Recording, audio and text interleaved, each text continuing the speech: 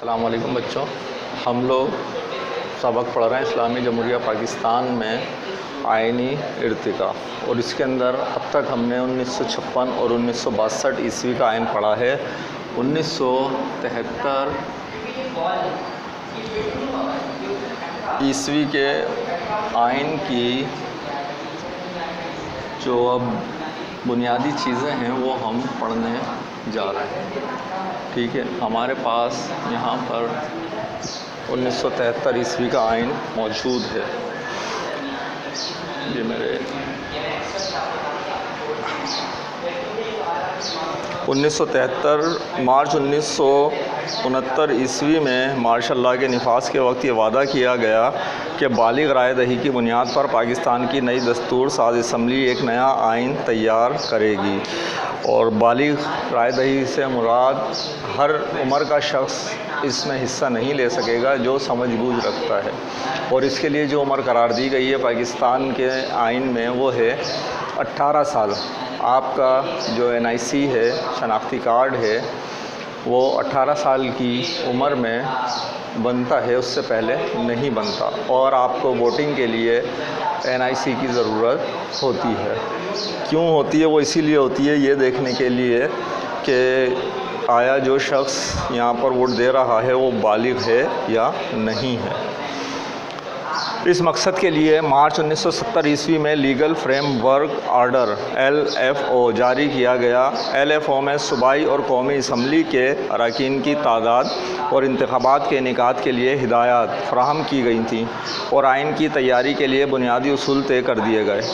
دسمبر 1970 عیسوی میں ملک میں عام انتخابات منعقد ہوئے تاکہ منتخب نمائندے ملک کے لیے آئین بنا سکیں۔ بدقسمتی سے انتخابات کے انعقاد کے فوراً بعد ملک میں زبردست سیاسی بحران اور ہلچل پیدا ہو گئی، جس کا بالآخر نتیجہ یہ نکلا کہ دسمبر 1971 عیسوی میں مشرقی پاکستان متحدہ پاکستان سے علیحدہ ہو گیا۔ مشرقی پاکستان بنگلہ دیش کے نام سے ایک علیحدہ آزاد ملک بن گیا۔ مشرقی پاکستان کی علیحدگی کے بعد مغربی پاکستان کے منتخب اراکین کو نیا آئین بنانے کے لیے کہا گیا، اور حزب اختلاف کے نمائندوں پر مشتمل 25 اراکین اسمبلی کی ایک کمیٹی بنائی گئی، جس کے سپرد یہ کام کر دیا گیا کہ وہ ملک کے لیے مستقل آئین کا مسودہ تیار کرے۔ کمیٹی کے تیار کردہ مسودہ اپریل 1973 عیسوی میں منظور کر لیا گیا، اور 14 اگست 1973 عیسوی کو یہ آئین ملک میں نافذ کر دیا گیا۔ حزب اختلاف، یہاں پر یہ ایک آیا ہے، حزب اختلاف کون ہوتا ہے؟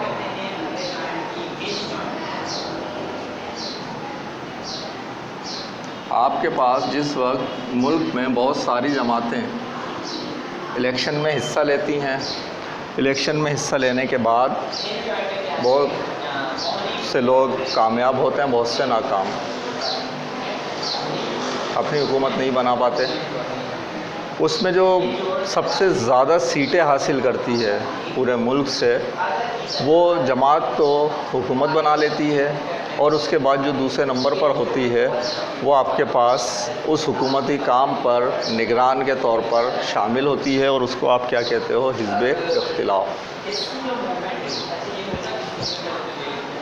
1973 عیسوی کے آئین کے نمایاں خد و خال۔ 1973 عیسوی کے آئین کی بنیاد بھی قرارداد مقاصد پر رکھی گئی تھی۔ ملک کا نام اسلامی جمہوریہ پاکستان رکھا گیا، اور اسلام کو ریاست کا سرکاری مذہب قرار دیا گیا۔ مسلمان کی تعریف کو آئین کا حصہ بنایا گیا، اور یہ کہا گیا کہ ایسا شخص مسلمان ہے جو اللہ اور آپ صلی اللہ علیہ وسلم کے آخری ہونے پر کامل ایمان رکھتا ہو۔ یہ جو مسلمان کی جو تعریف ہے نا آئین کا حصہ، یہ بنی 1973 میں۔ ایسا کوئی شخص جو حضور پاک صلی اللہ علیہ وسلم کو آخری نبی نہ مانتا ہو وہ مسلمان کہلانے کا حقدار نہیں قانونی طور پر۔ نمبر 4، سربراہ مملکت یعنی صدر اور سربراہ حکومت یعنی وزیر اعظم مسلمان ہوں گے۔ اس سے پہلے کے آئین میں کیا تھا؟ صدر جو ہے وہ مسلمان ہوگا، اب کیا؟ وزیر اعظم، یعنی کہ دونوں اختیارات کس کے پاس ہوں گے؟ مسلمانوں کے پاس ہی ہوں گے، کیونکہ ملک آپ کا کیا ہے؟ اسلامی جمہوریہ پاکستان۔ نمبر 5، قرارداد مقاصد کو آئین میں ابتدائیہ کے طور پر شامل کیا گیا، جس میں کہا گیا کہ تمام کائنات کا مالک، حاکم اعلیٰ اور مقتدر اعلیٰ اللہ تعالیٰ ہے، اور عوام کے پاس اختیار و اقتدار اللہ کی امانت ہے، جس کو وہ اللہ کی مقرر کردہ حدود کے اندر رہتے ہوئے استعمال کر سکتے ہیں۔ 1949 کی جو قرارداد مقاصد آپ دیکھیں ہر جگہ شامل ابتدائیہ کے طور پر، اس کو نظر انداز کہیں نہیں کیا گیا۔ وہ اتنی مضبوط قرارداد پیش ہوئی ہے، اس کو نہیں ہلا سکتے آپ۔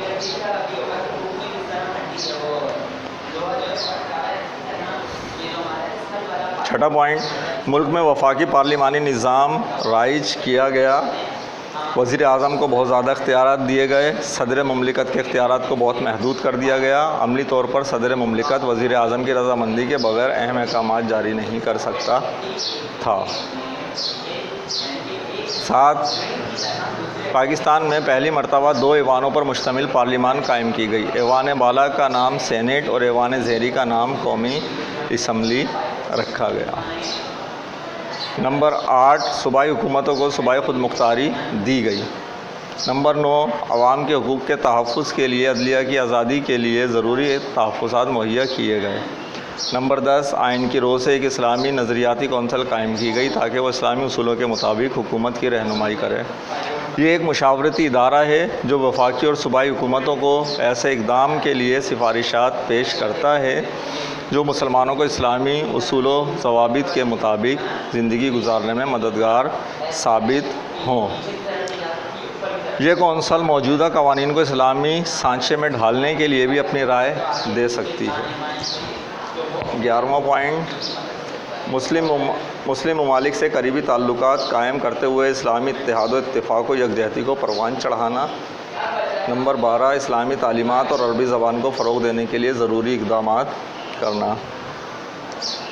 اسلامی تعلیمات اور عربی زبان کو فروغ دینے کے لیے ضروری اقدامات کرنا، مقصد لوگ یہاں کے آپ کی جو بنیادی اسلامی تعلیمات ہیں اس سے روشناس ہو جائیں اور عربی بنیادی اس کو سمجھ سکیں۔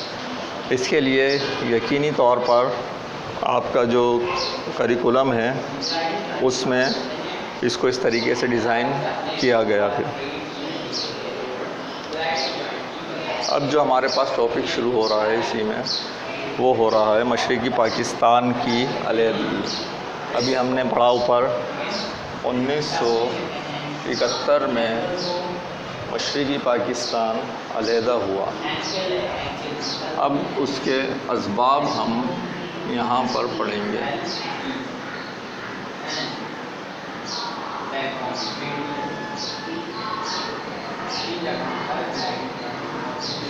اس کے بہت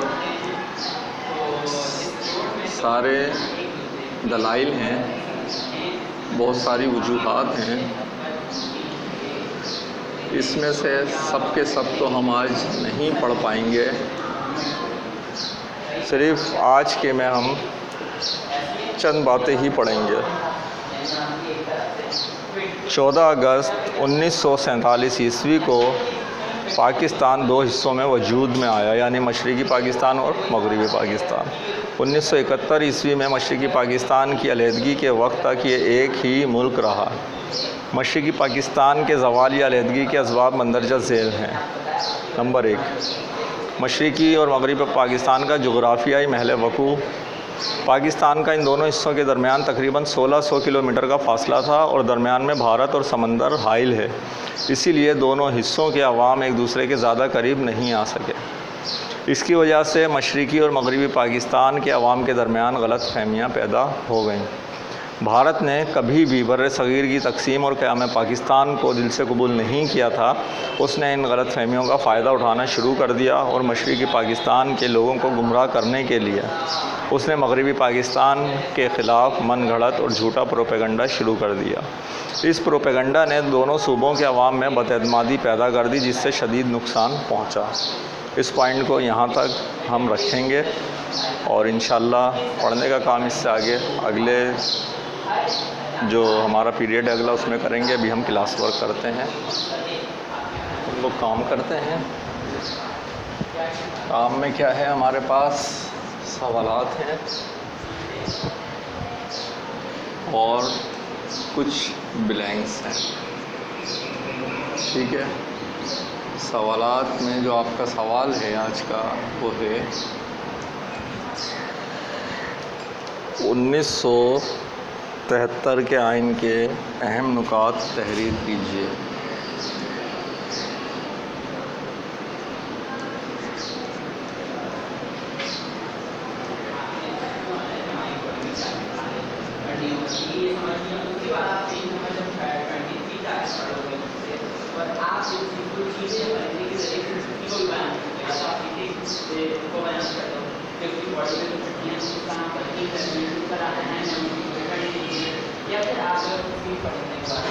اچھا، 1973 کے آئین میں جو اہم نکات ہم نے پڑھے، اس میں ایک جو سب سے بڑی تبدیلی ہے وہ کیا تھی کہ 2 ایوان اس میں بنائے گئے، ایک ایوان بالا اور ایک ایوان زیریں۔ اس کو پتہ نہیں میں نے آپ کو ابھی سمجھایا تھا یا نہیں، میں ریپیٹ کر دیتا ہوں اگر سمجھایا اور نہیں سمجھایا۔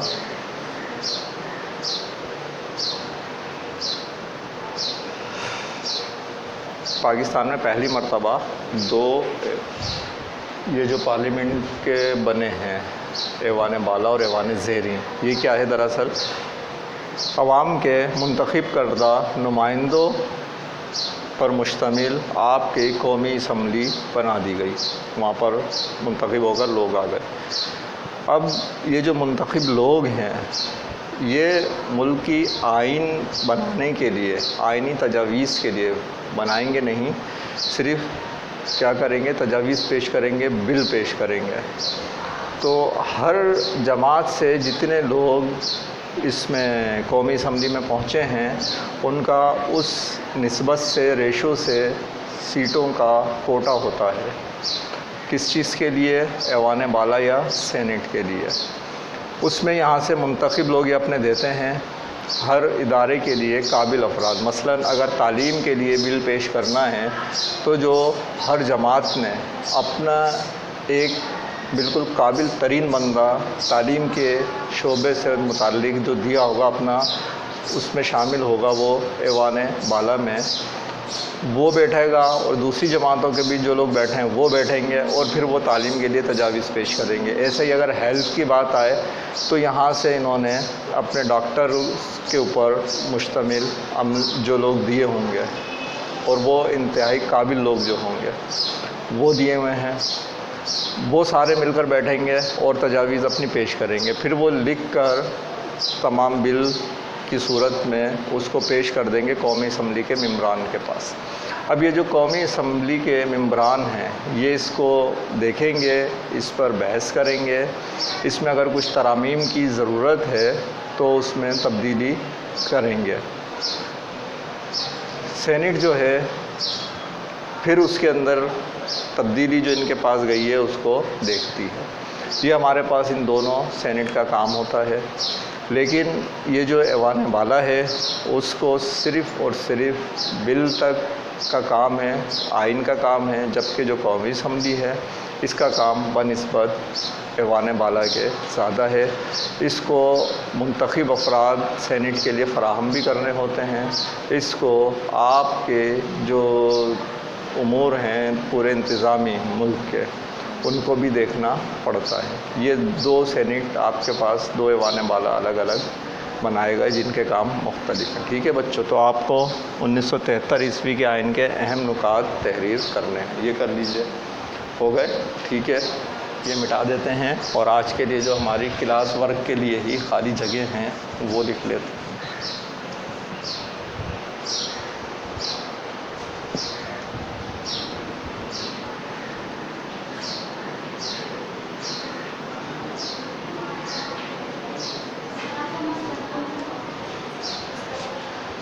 خالی جگہ ہیں ہمارے پاس۔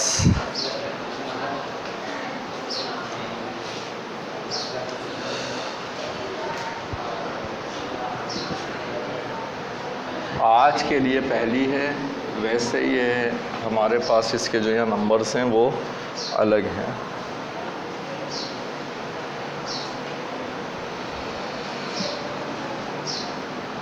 یہ چوتھی خالی جگہ، یہ پڑھی تو ہم نے آج بھی نہیں ہے، اس کو آپ جو کتاب میں چوتھی تھی آج کے لیے آپ کی پہلی ہے، اسے لکھ لیجئے۔ اس کی یہ خالی جگہ میں جو آئے گا اگلے لیکچر میں انشاءاللہ ہم اسے پورا کر پائیں گے، اور اس وقت اسے فل کر لیجئے گا۔ یا آپ کو اپنے مطالعے کے دوران یہ بات آ جائے سامنے تو لکھ لیجیے گا تقریباً ڈیش، کیونکہ ایک خالی جگہ صرف اگلے سبق کے لیے چھوڑنا صحیح نہیں ہے۔ سربراہان مسلم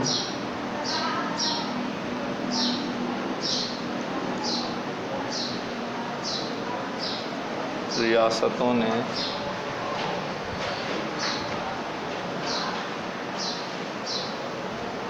دوسری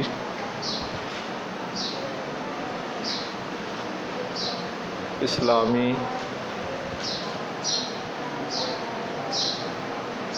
سربراہی کانفرنس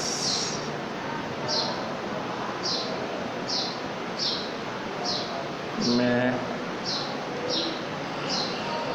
شرکت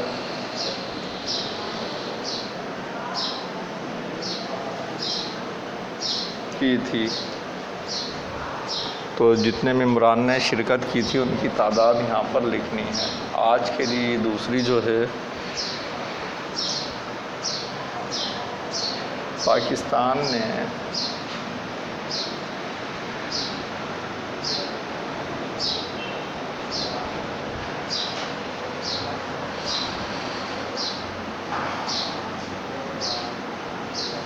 ڈیش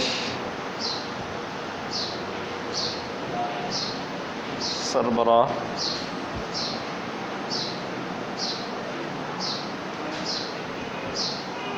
کانفرنس کے دوران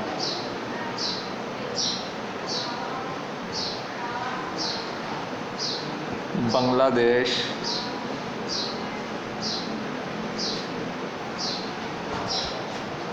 کو تسلیم کیا۔ یہ دونوں خالی جگہ آپ کاپی کر لیجئے، صرف ایک ایک لفظ جو ہے یا تو آپ جو سبق آگے کا پڑھتے ہیں اس میں آپ کے نظر میں آ جائے تو لکھیے گا، ورنہ بھی انشاءاللہ ہم اگلے لیکچر میں پڑھ لیں گے تو اس وقت آپ اس کو لکھ لیجیے گا۔ 2 کاپی ہو گئی۔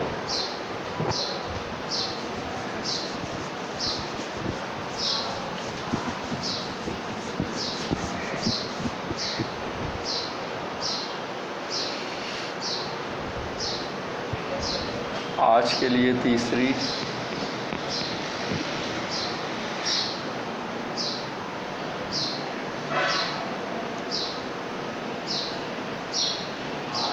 پاکستان کی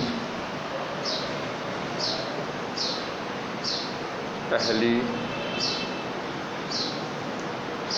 دستور ساز اسمبلی ڈیش نے توڑ دی تھی۔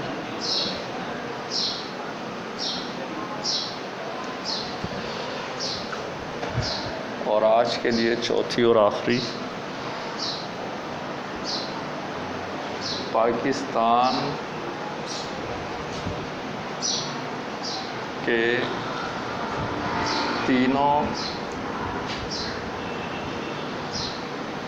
آئینوں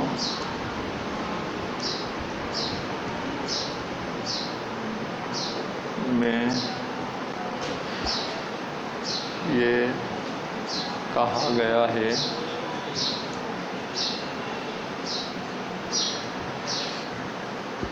کہ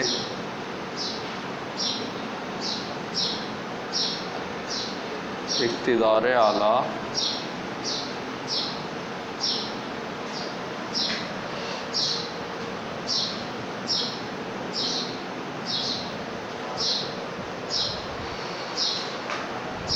اور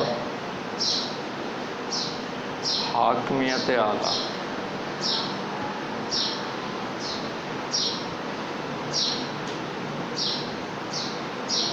ڈیش کے پاس ہے۔